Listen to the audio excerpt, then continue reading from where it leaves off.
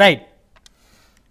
వర్మగారితో మాట్లాడదాం. సురేష్ గారి దగ్గర కూడా టెక్నికల్ ఇష్యూ వచ్చింది. వర్మ గారు, సో మొత్తానికి ఇందాక పాపారావు గారు విజయవాడలో చూసారు, పిఠాపురం ఎమ్మెల్యే గారి తాలూకా అని చెప్పేసి వాహనాల మీద ఉండటాన్ని తప్పుపడతా ఉన్నారు. అది మాట వాస్తవమే పాపారావు చెప్పింది. దానికి పవన్ కళ్యాణ్ గారు పిఠాపురం ఉప్పాడ జంక్షన్ లో విజయోత్సవ సభలో క్లారిటీగా చెప్పారు. పోలీసులకు కూడా డైరెక్షన్ ఇచ్చారు. చట్ట ప్రకారం జన సైనికులు ఉండాలి, కానీ అటువంటి బోర్డు ఉంటే తీసివేయండి. పోలీసులు కూడా చట్ట ప్రకారంగా మీరు రూల్ ప్రకారం ఏ విధంగా ఉందో అటువంటి వారి మీద కేసులు పెట్టండి, పెనాల్టీ వేయండి అని కూడా ఆయన ప్రకటన చేశారు. ఒకటో అది మన పాపారావు గారు కనపడి ఉండొచ్చు, కానీ దాని మీద పవన్ కళ్యాణ్ గారు క్లారిటీగా స్టేట్మెంట్ ఇచ్చారు. మరి అందులో తేడా లేదు. పోలీసులకు కూడా డైరెక్షన్ ఇచ్చారు. రూల్ ప్రకారం మీరు వేసి పెనాల్టీలు మీరు వేసుకోమని చెప్పి తెలియజేయడం జరిగింది. ఇక్కడ పాపారావు గారు రేపు అభివృద్ధి ఎలా చేస్తారో అన్నది చెప్పలేదన్నది ఒక ప్రశ్న వేశారు. అవును, శ్వేత పత్రాలు మాత్రం రిలీజ్ చేశారు. గత ప్రభుత్వాన్ని దుమ్మెత్తిపోస్తా ఉన్నారు, మీరేం చేస్తారు చెప్పలేదన్నారు. అంటే ఇప్పుడు నేను ఏమంటున్నానంటే, నేను ఆర్థిక మంత్రి గారి పేషీకి వెళ్ళాను 20 రోజుల తర్వాత విష్ చేద్దాం. అక్కడ జరిగేది ఏంటంటే, కొన్ని రికార్డ్స్ సంబంధించి అప్పులకు సంబంధించామనండి, వీటికి సంబంధించామనండి, కొన్ని చూపిస్తున్నారు, కొన్ని చూపించట్లేదు. ఆయన తల బాదుకుంటా ఉన్నారు. అంటే ఒక పూర్వం ఏ పద్ధతిలో ఉండేదంటే డెబిట్ క్రెడిట్ అన్ని కూడా సిస్టమేటిక్ గా ఉండేది, ఆన్లైన్ లో దొరికేది. కొన్ని కార్పొరేషన్ లోన్లు చేస్తున్నారు, అవి బయటికి రావట్లేదు. ఇంకో విధంగా లోన్లు తెస్తున్నారు, అవి బయటికి రావట్లేదు. జీవోలు కనపట్టలేదు, కానీ రికార్డులు తగలబెట్టేస్తున్నారు, కానీ ఫైళ్లు పట్టుకుపోతున్నారు. ఈ టైపు విధానం ఏ ప్రభుత్వంలోనూ లేదు. అంచేత ఈ యొక్క శ్వేతపత్రాలు అసలు అప్పులు ఎన్ని ఉన్నాయి, వైజాగ్ లో ఎన్ని ఆస్తులు తాకట్లు పెట్టి ఉన్నారు, మా పిఠాపురంలో ఎన్ని తాకట్లు పెట్టారు, విజయవాడలో ఎన్ని తాకట్లు పెట్టారు, అసలు ఏమున్నాయో ఏమి లేవు అన్నది ప్రభుత్వం ఒక ఛార్జ్ తీసుకున్నాక, ఆర్థిక పరమైన విధానాలన్నీ తెలుసుకున్నాకనే పరిపాలన స్టార్ట్ అవుతుంది. ఆ విధానాలన్నీ వచ్చినాయి. దీనికి తగ్గట్టు పరిపాలన ముందుకు నడిపిస్తూ రేపు ఆదాయం తీసుకురావడానికి కావాల్సిన పరిశ్రమలు కూడా తీసుకురావడానికి ప్రయత్నాలు జరుగుతాయి ఇంకా స్పీడ్గా. అంచేత కొంత సమయం ఇవ్వాలి ప్రభుత్వానికి. ఇలాగా వెంటనే పురుట్లో పెట్టే ఉండగానే నువ్వేంటి ఇంకా ఏమి చేయట్లేదు, పనిలోకి వెళ్ళట్లేదు, అది తేవట్లేదు అని అడగడానికి కూడా కరెక్ట్ కాదు. ఇప్పుడు శ్వేతపత్రాలు వచ్చినాయి, అప్పులు ఏమున్నాయో రాష్ట్రానికి ప్రజలు తెలిసినాయి, మనకు తెలిసినాయి. హెచ్ఓడీల నుంచి జిల్లా స్థాయి వరకు ట్రాన్స్ఫర్లు అయినాయి, కింది స్థాయి వరకు ట్రాన్స్ఫర్లు అవుతున్నాయి. సిస్టమ్, పాత సిస్టమ్ ఏదైతే పాడైన సిస్టమ్ ఉందో, నిర్వీర్యం అయిపోయిన సిస్టమ్ ఉందో, సిస్టాన్ని గాడిలో పెడుతున్నారు.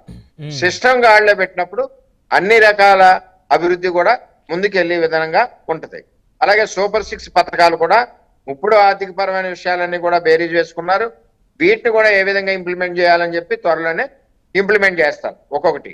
ఈ పథకాలు కాకపోయినా పెన్షన్ ఏదైతే మేనిఫెస్టోలో హామీ ఇచ్చారో ఆ పెన్షన్ కూడా ఇచ్చి మరి టైంకి ఇచ్చి ముందుకు నడిపించడం, ఏరియాస్ తో సహా ఇచ్చి ముందుకు నడిపించడం కూడా జరిగింది.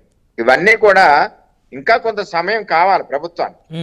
కొంత సమయం వచ్చినప్పుడు ట్రాక్ ఎక్కాక అభివృద్ధి పదంలోకి కానీ ఆదాయం ఎలా సమకూర్చుకోవాలి, అభివృద్ధి ఎలా చేయాలి, ఉన్న సంక్షేమ పథకాలు ఏ విధంగా ఇచ్చుకోవాలన్నది అన్న మాట ప్రకారం ఉమ్మడి కూటమి ప్రభుత్వం చంద్రబాబు నాయుడు గారు ఎట్టి పరిస్థితుల్లోనే ఇంప్లిమెంట్ చేయడం జరుగుద్ది. అందులో సందేహం లేదు. అంచేత ఇవన్నీ చూడడానికి గల కారణాలు ఏంటంటే, ఒక భయం కూడా క్రియేట్ అయ్యి అభివృద్ధి ఏ విధంగా చేయాలన్న భయం కూడా పెరిగి పట్టుదల కూడా పెరుగుద్ది. కాబట్టి ఇది కూడా ప్రజలకు కూడా తెలియాలి.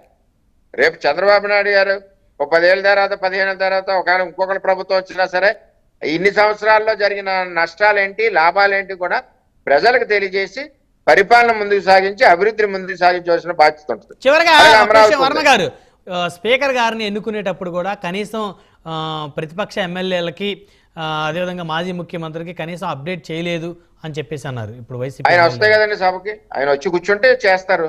ఆయన రావాలి కదా, ఫ్లోర్ లీడర్ రావాలి కదా సభకి. ఆయన రావట్లేదు, బయట మాట్లాడుతున్నారు. ఇప్పుడు ఇంకో కుట్ర ఏం జరుగుతుంది, ఢిల్లీ లెవెల్లో 30 రోజులు 40 రోజుల్లో ఈ విధమైన విధానాలు రావడానికి కారణం మచ్చుతోనకు చెప్తా. ఇంకా నీ ఆఫీసర్సే ఉన్నారు, జిల్లా ఎస్పీ స్థాయి వరకు జరిగినాయి, కింది స్థాయి ఆఫీసర్లు మీ ఆఫీసర్లే ఉన్నారు, అవి ట్రాన్స్ఫర్లు అవుతున్నాయి.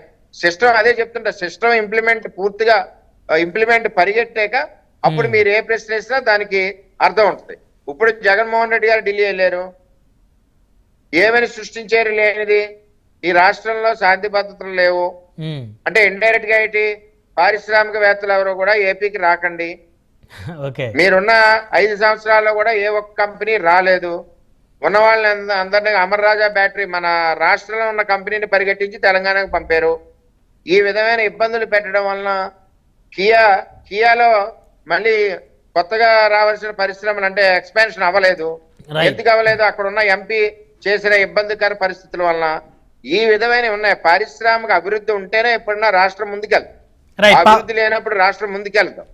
చేత కూటమి ప్రభుత్వం అభివృద్ధి పదంలో ఇచ్చిన సూపర్ 6 పథకాలన్నీ ఇంప్లిమెంట్ చేసుకుంటా ముందుకెళ్లే పరిస్థితి ఉంటదని చెప్పి నేను తెలియజేస్తాను. పాపారావు గారు, సో మొత్తానికి మెల్లమెల్లగా వాళ్ళు ఏం చేయాలనుకుంటున్నారు, ఏం చేస్తారు చెప్తారు, సూపర్ 6 పథకాలు ఇంప్లిమెంట్ చేసేటువంటి కార్యక్రమంలో భాగంగా ముందుకు వెళ్తున్నాం అంటున్నారు. ఓన్లీ శ్వేతపత్రాలే కాదు, ఏం చేస్తామనేది కూడా చెప్తాం అంటున్నారు. మంచిదే, బాగా కన్విన్సింగ్ అని చెప్పారు ఆయన. పవన్ కళ్యాణ్ గారి రెస్పాన్స్ అది దాని విషయంలో, ఎమ్మెల్యే గారి తాలూకాని పెట్టుకున్న దాని విషయంలో ఆయన మంచిది ఆరోగ్యకరమైన వాతావరణానికి ఉన్నది, అది మంచిగా చెప్పారు ఆయన. అలాగే సరే, ఇక మరి నెక్స్ట్ ఏం చేస్తాం అనేది చెప్తాం, అది కూడా మా కార్యాచరణ కూడా చెబుతాం అనేది సరే జరిగినప్పుడు ఎటువంటి చర్చలు వస్తాయి కాబట్టి చర్చించుకోవచ్చు. అలాగే సూపర్ 6 అయితే నాకు డౌట్, అది సూపర్ 6 ఫైనాన్షియల్ గా సాధ్యమయ్యేదా? ఎందుకంటే తెలంగాణలో 6 గ్యారంటీలు అన్నారు, కర్ణాటక 5 గ్యారంటీల గురించి నా బిజినెస్ స్టాండర్డ్ పత్రికలో మొన్న వచ్చింది. కర్ణాటకలో 5 గ్యారంటీలు సరిగ్గా అమలు కావట్ల. అలాగే తెలంగాణలో కూడా 6 గ్యారంటీల అమలు సరిగ్గా లేదు, ఏమాత్రం సరిగ్గా లేదు.